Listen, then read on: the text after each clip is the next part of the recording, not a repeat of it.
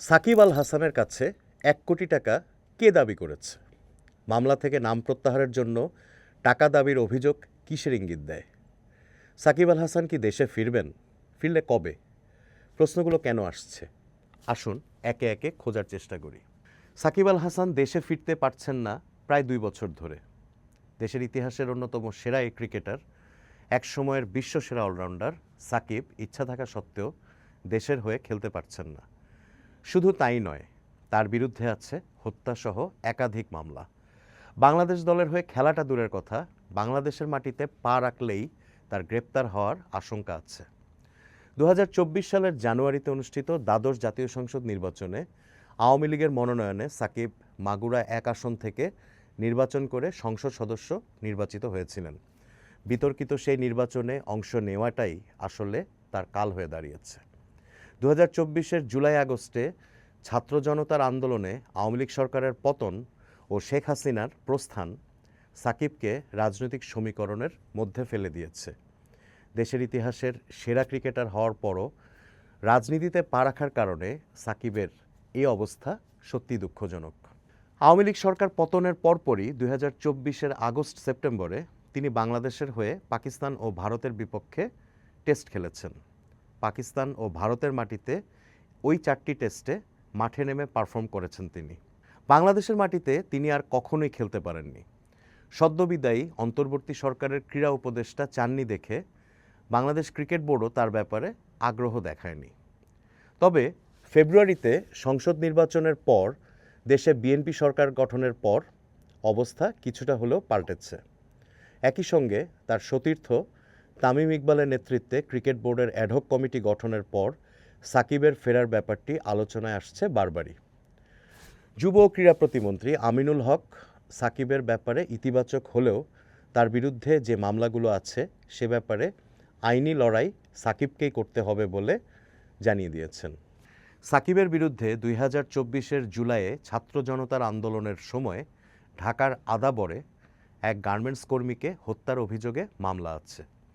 যে মামলায় অন্য আরও বহুজনের সঙ্গে অন্যতম আসামি সাকিবও। এছাড়া তার বিরুদ্ধে শেয়ার বাজারে কারসাজি করে শত কোটি টাকা আত্মসাতের একটি মামলাও আছে। দুটি মামলাই এমন, সাকিব যদি দেশেও ফেরেন তাহলে তাকে হয়তো গ্রেপ্তার হতে হবে। সম্প্রতি সাকিব দেশের বেশ কয়েকটি গণমাধ্যম ও গণমাধ্যম ব্যক্তিত্বের সঙ্গে সাক্ষাৎকার ও পডকাস্টে কথা বলেছেন। সর্বশেষ প্রথম আলোকে দেওয়া সাক্ষাৎকারে সাকিব বিস্ফোরক কিছু মন্তব্য করেছেন।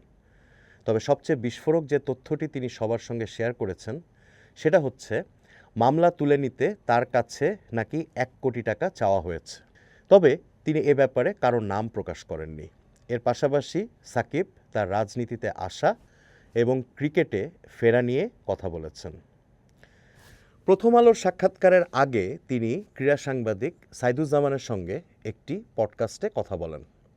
সেখানেও সাকিব সাইদুজ্জামানকে রাজনীতি, আওয়ামী লীগ, নিজের দেশে ফেরা এবং ক্রিকেট ক্যারিয়ারের নানা দিক নিয়ে কথা বলেছেন।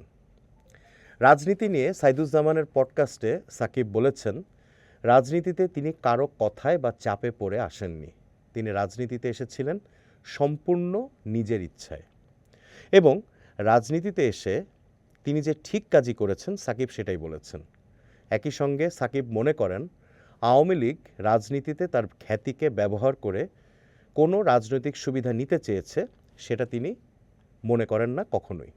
সাকিবের মন্তব্যগুলো বিশ্লেষণ করলে দাঁড়ায় তিনি আসলে নিজের মামলাগুলো নিয়েই বেশি চিন্তিত।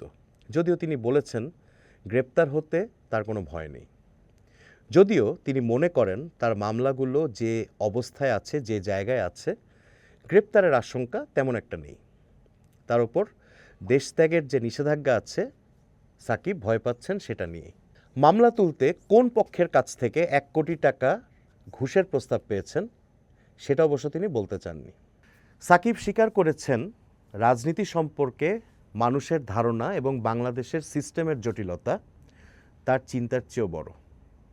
তিনি বলেছেন মাগুরায় তিনি কখনো সাকিব আল হাসান হিসেবে যাননি, গিয়েছেন বাড়ির ছেলে ফয়সাল হিসেবে। এই আবেগঘন বক্তব্য দিয়ে তিনি সম্ভবত বোঝাতে চেয়েছেন তার রাজনৈতিক উদ্দেশ্য ব্যক্তিগত লাভালাভের চেয়েও সেবার মানসিকতা থেকেই বেশি ছিল। তবে বর্তমান রাজনৈতিক প্রেক্ষাপটে তার এই অবস্থান এখন অবশ্যই প্রশ্নের মুখে। সাকিব ফিরবেন কিভাবে সেটার কোনো ইঙ্গিত সাক্ষাৎকারে বা পডকাস্টে নেই। বিসিবি বা বাংলাদেশ সরকারের পক্ষ থেকে যোগাযোগেরও কোনো ইঙ্গিত নেই।